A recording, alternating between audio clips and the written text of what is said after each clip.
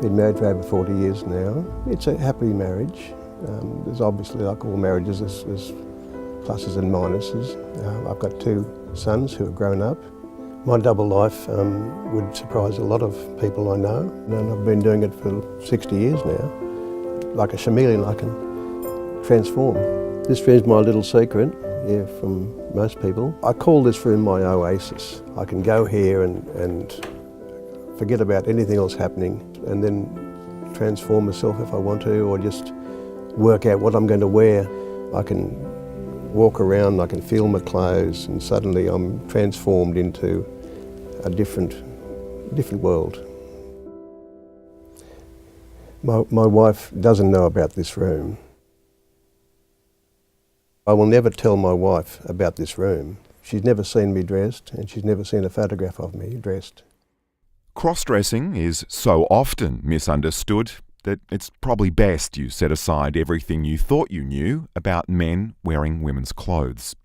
So camouflaged, so reticent, that I'm surprised Sydney businessman Terry, not his real name, has brought me to this place where he secretly spends 2 hours every day. So would you say you're obsessed with women's clothes?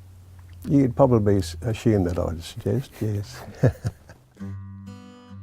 But with such different body shapes, one of the challenges for cross-dressers is not finding women's clothes, but shaping what lies underneath them.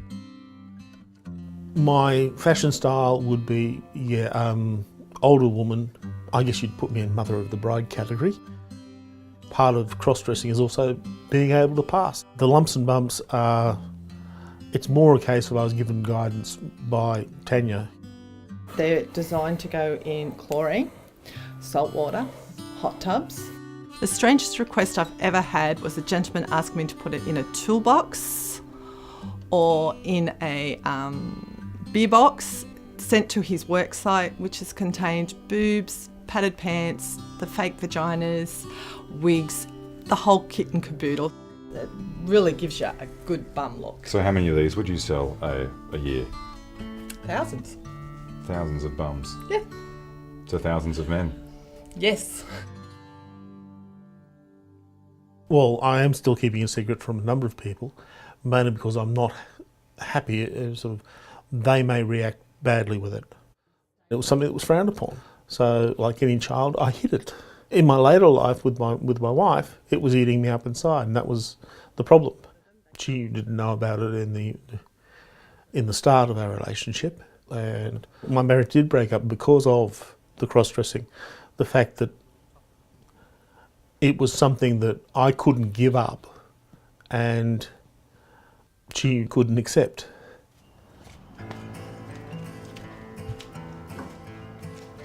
Peter says that the biggest misconception about men who wear women's clothes is that they're gay, when in fact most cross-dressers are heterosexual. I'm a toolmaker by trade, so I love that sort of work. All my life I've always used my hands. When I was young, I knew sometime through the day my mum would go to the shop or whatever, and if I was at home alone, my sister's wardrobe was a wonderful place.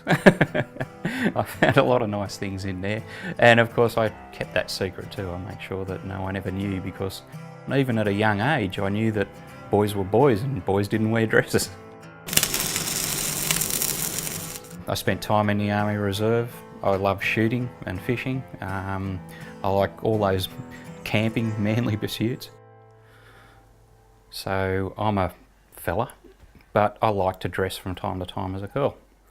That's all Susan's wardrobe, so everything in there right up to here is Susan's, and that little bit's Peter's.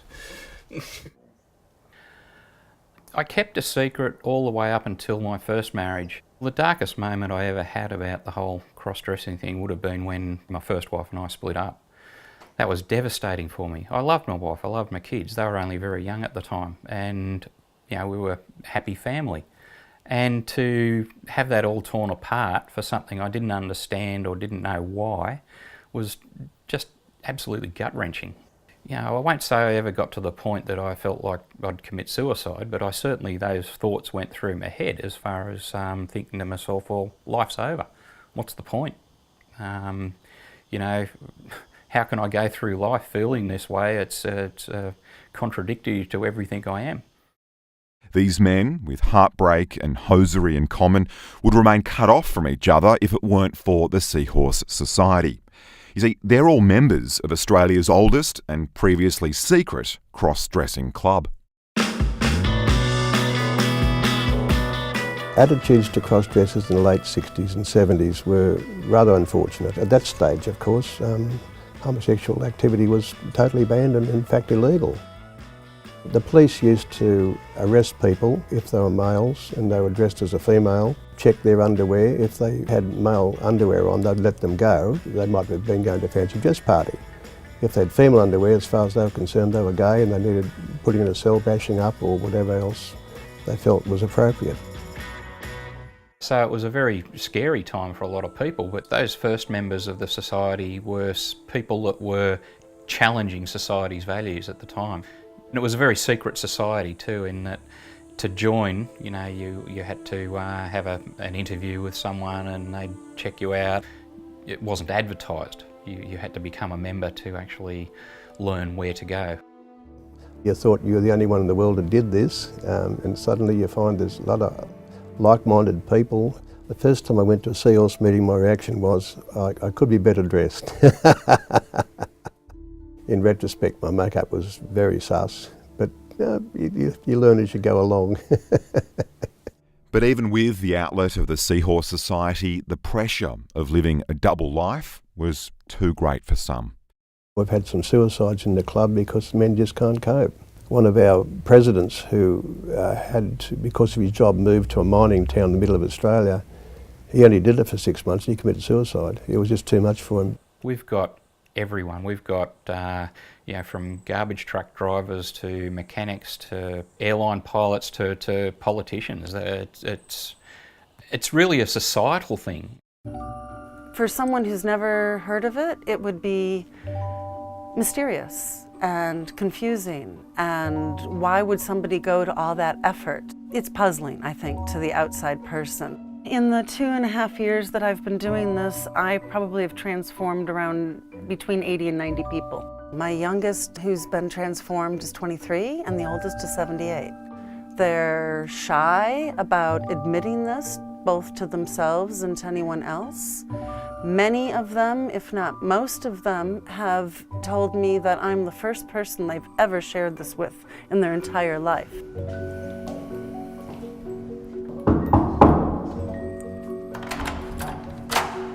Hi, how are you? Come on in. Good to see you.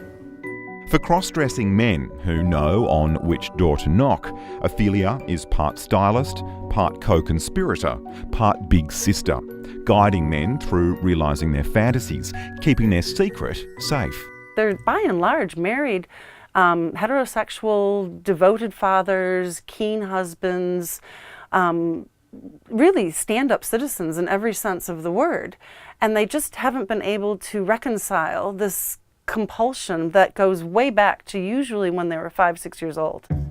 She teaches them how to apply makeup, to dress, then escorts them out for a night dressed as a woman.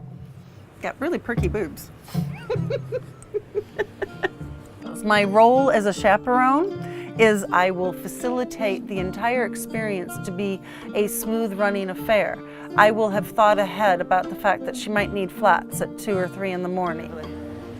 So what if you got a working penis? Which is a really good quality in my mind. There's this wrestling with accepting the side of what is in fact a core part of the personality. But what if it costs you your marriage? What if your kids don't look at you with the same respect? That's a high price to pay to be yourself. A price that Peter and his alter ego Susan risked paying once more. The day he came clean with his second wife, Sandra. The first time I found out Peter was a cross-dresser, we'd actually been going out for a month or two and enjoying our time together. And he said, I've got something to tell you, and I thought, oh no. He said, I'm a cross-dresser, and I thought, oh, now what do I do? I was scared because I really did like her, and I didn't want her to go. And I'm just glad that she had the courage to stick around and say, well, tell me more. The usual concerns that she brought up were, I'm not gay, I didn't want a sex change. For me, this is almost like a hobby. It was quite frightening. It was like, oh, I thought I had a perfect man, and then he told me this. And then I just thought about it and I thought, well, he is a perfect man in my mind. Still, boundaries needed to be established. I wouldn't go to bed with Susan for the same reason I wouldn't go to bed with another female. We share shoes. His taste is probably a little bit more vibrant than mine. I was just about to put Don and you come out dressed like that. I married a man and that's who I want, but I also now have a really good female friend as well, which is just fabulous. But not all wives are able to see it the same way. 17 years of marriage ended when Leon finally told his wife Belinda about Alice.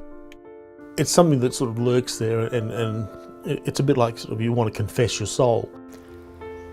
My first reaction was total disbelief. I'd lost my marriage. Because I think although a marriage is a partnership and a friendship and all of that, yes it is, but there's also the bedroom part. And that wasn't an option. I couldn't do that. She could stay married to Leon, but she couldn't stay married to Alice. And she couldn't separate the two. I thought that I was a bigger person. I thought I was more accepting. And I still am very disappointed in myself that I can't get over we can't continue the marriage. I wish I could. But I can't get past that. And so, there goes the marriage.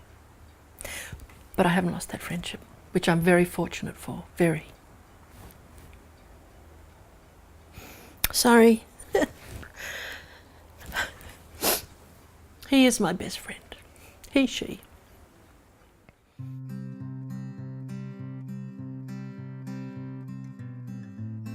Thank you.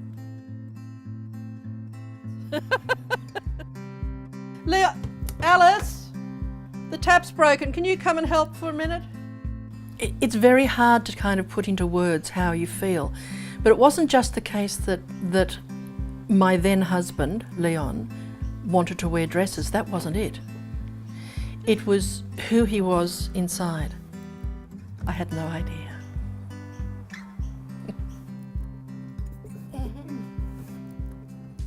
You right? How's that? That's good. Thank you, honey. Boys' toys. Don't break a nail, for goodness sake. I won't. Yeah, right. A lot of people say that it's like a dual personality for them. They step out of one life or roll and into another.